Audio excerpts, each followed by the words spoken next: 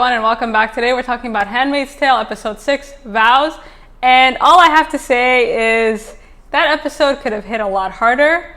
In the end, it just came off very manipulative, and I'll lay out my reasons why. So the episode starts off with a flashback between June and her husband Luke, which was appropriate for this very uncomfortable, reunion. Like, the way they kind of led up to that was just really strange to me. Like, you guys let me know what you think. And it kind of explains why June has been reluctant to leave Gilead. For one, of course, she's afraid for her daughter. Second, she's afraid for her husband. Like, she never really thought of the possibility that he could still be waiting for her. And so, the flashback ends and we're like, where's Janine? And at first, we're feeling okay about it because June is also concerned with this. But a few minutes in, Moira makes it clear that she's probably dead and we have to get the hell out of here. And the reason this episode felt manipulative is because I felt like they were trying to offset Janine's disappearance by focusing on Hannah and June's relationship with Hannah. And it just had the opposite effect, right? It was very hard to get us invested in this when we're still wondering where our girl is. So Moira sees her friend, she's in a panic, she's trying to get her on the ship. And the thing with Moira is, they did our girl dirty. She's a very badly written character. The first 2 seasons, she stood on her own. And I was really excited when she left Gilead and she was kind of working with this humanitarian group. We saw that she had a girlfriend, that we get to see more of this episode, but it would have been better if they did more for her character. Like, she's not really given much to do aside from backing June or just kind of basically just holding the fort. And, it's very two-dimensional, the whole thing. And this is true for a lot of the handmaids, Emily in particular. Like, Emily was a character that was getting a lot of character development, especially with Commander Lawrence. And as soon as she went back to Canada, there was nothing. And so another reason why this scene didn't really hit is because Moira girl, we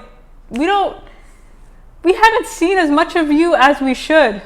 So Moira kind of gets this idea to put June on the ship, that these aid workers came in, and of course this is a disaster and there's mutiny on the ship. So I guess Moira's girlfriend, or the woman that she'd been seeing, is in charge of all these aid workers. And so they find out that June was smuggled onto their ship. And so there's this big debate about whether or not they should give her up, because ultimately if Gilead finds out that they try to take somebody over to Canada or that June is on the ship, they will not allow aid workers, right? Like, the assumption is that Gilead allows these people to come, drop off food, and be on your way. So this is very dangerous. Not to mention, not only will they not allow you back in, but they're probably just going to shoot you on sight. And so June is sitting there kind of shook, and she's finally like, you know what, I'll just turn myself in, just give me up. And again, she's in shock. She's not really thinking straight. Moira's fighting, and Moira's girl was like, thank you, girl. Like, for once you're thinking about somebody other than yourself. And her point was that, a lot of families are at risk here. It's not just June.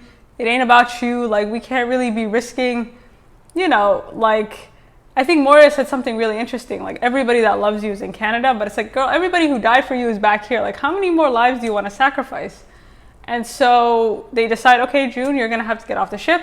So as they're waiting for the soldiers to come, Moira's girlfriend basically says, hey, you know what, fine. Obviously, she kind of came to her senses and was like, get this girl a vest, get her some ID, and we'll do our best to get her off the ship. And this was such a big plot hole for me. Like, Gilead is a very, they're just so, they see everything. And so June is standing in line. They get her the vest. She looks like she's been bombed. And I just have a lot of questions. Like, when they noticed there was a +1 on the ship, you know what I mean? Like, I just don't see how the ID could have worked. Like, it was just a little too easy. And when the guy was questioning her, I'm assuming that all these soldiers would have June's face, or I don't know, a wanted poster or something. Like, I just didn't understand how she was so easily able to bypass security when they're just so strict on security. Like, there are just so many kind of red flags here. And I'm surprised those soldiers didn't really pick up on it. I just felt like that was kind of a lazy, we need to get June over to Canada. I didn't really buy it for a second. By some miracle, June is able to kind of bypass security and is able to go back to Canada with them. But this ends Moira and her girlfriend's relationship. And this was really bad dialogue. I don't know if y'all picked up on this, but Moira and her girlfriend are talking and she's just kind of like, listen, there's no need to carry this on longer than it should. And I think Moira said something silly like, but we can still talk at the office. And she's like, there's not going to be an office. Like, how am I supposed to explain all this when we get home? And I'm like, what about the office?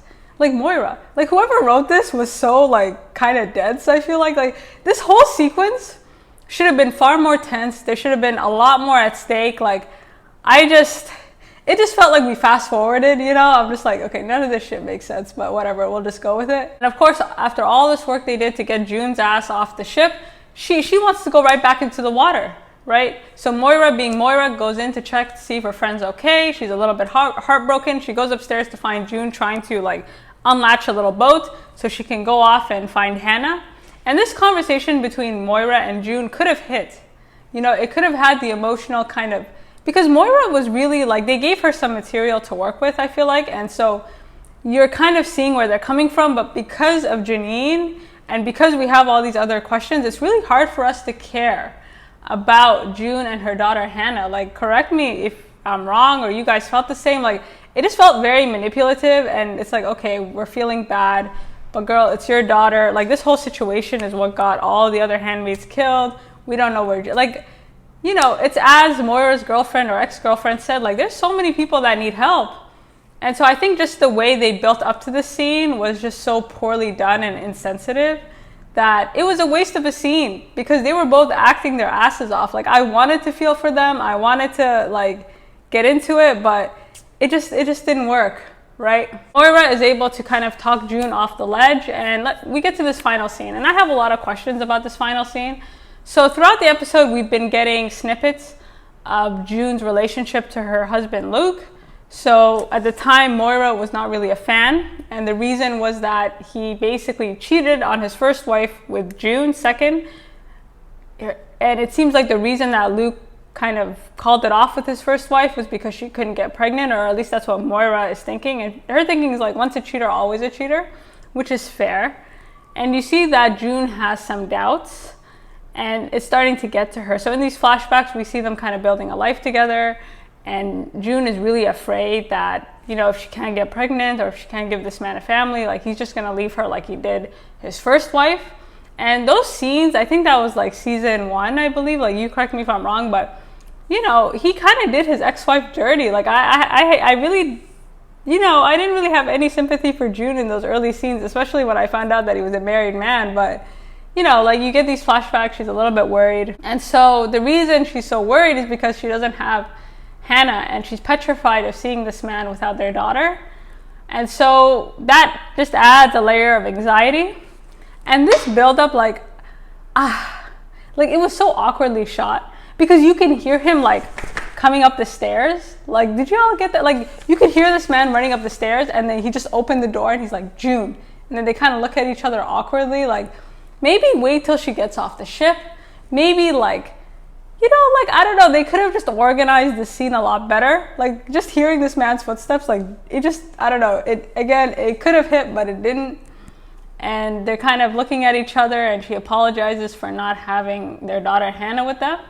And he's like, I love you, like, it's okay, you know. He doesn't really care, because, again, it never occurred to her that he would actually wait for her. Like, she just assumed that he had moved on, or that he could never forgive her, or he kind of looked at her differently for kind of, you know, not having their daughter, not bringing their daughter home.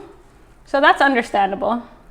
And so these flashbacks were useful. I think Luke is one of the characters that did actually get some character development. Like, he's been given a decent amount of screen time. But yeah, like, this episode really could have had the effect that it wanted to. I think the Janine storyline should have been wrapped up right away.